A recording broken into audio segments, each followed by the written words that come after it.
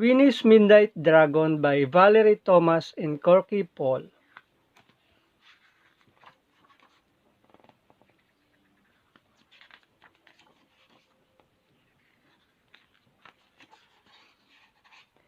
"Time for bed," said Winnie the Witch, as the clock struck 12.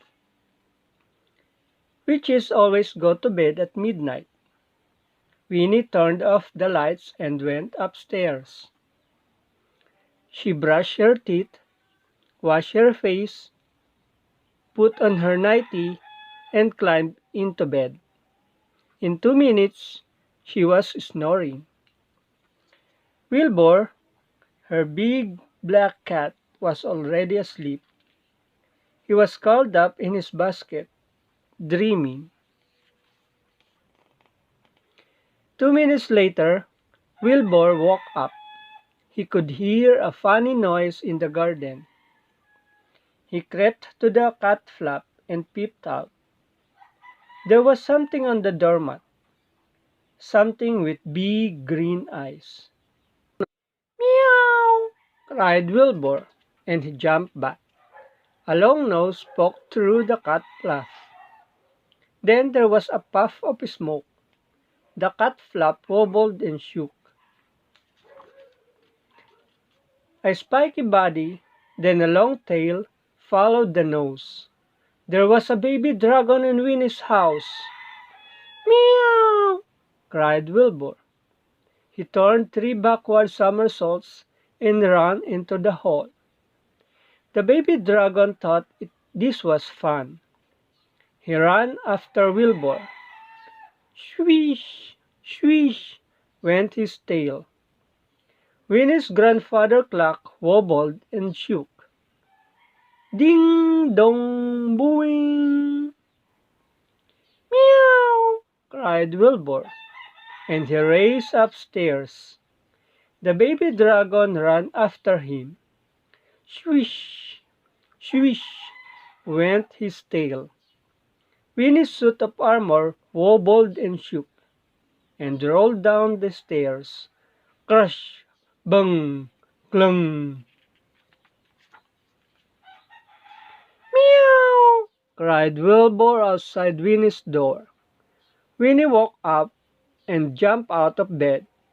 "Whatever is that?" she said. Then she saw a puff of smoke coming from behind her broomstick. "Oh no!" said Winnie. "My broomstick is on fire!" Winnie grabbed her broomstick. "Goodness gracious me!" said Winnie. "It's a baby dragon. He could burn my house down. We'll have to find his mother, Wilbur." "Where's your mother, little dragon?" Winnie asked. "Boo-hoo-hoo!" cried the baby dragon.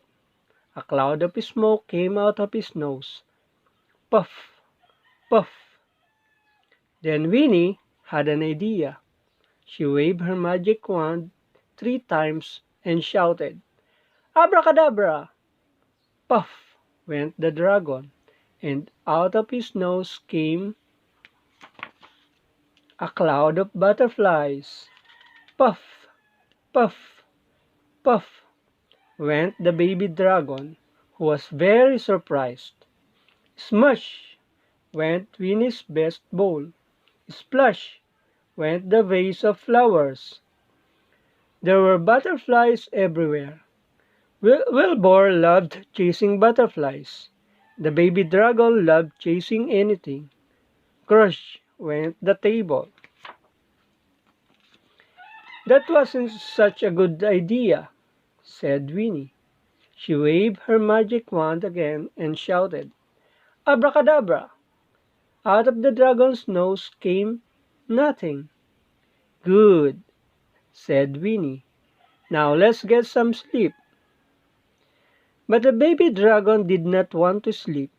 He wanted to play. "Bother," said Winnie. "We'd better find your mother right now." She got a torch and went out onto the roof. "Yoo-hoo!" she called. It was quiet and dark on the roof. Yoo-hoo! Winnie called again and waved her torch. Suddenly, there was a flash of fire and the sound of great wings. The baby dragon jumped up and down. "Mama, mama, mama," he called. "Yoo-hoo-hoo," called Winnie. But the baby dragon's mother did not see them.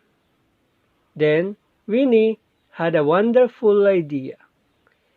She grabbed her wand, waved it 6 times, shouted, "Abracadabra!" And there, above her house, was an enormous moon.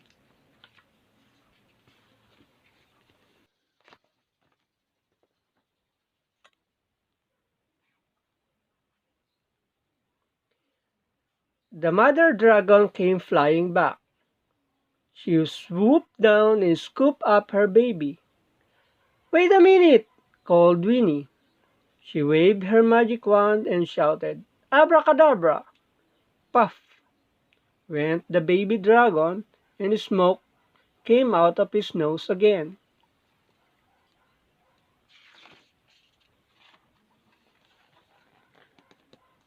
The two dragons flew high into the sky and disappeared.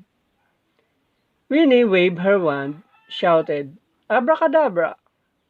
and the enormous moon went out.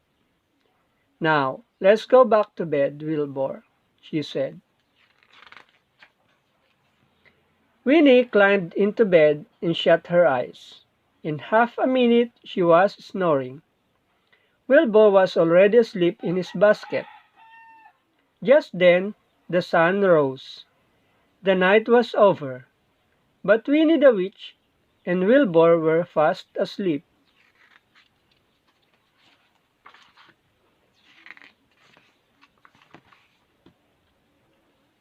Thank you. Bye-bye.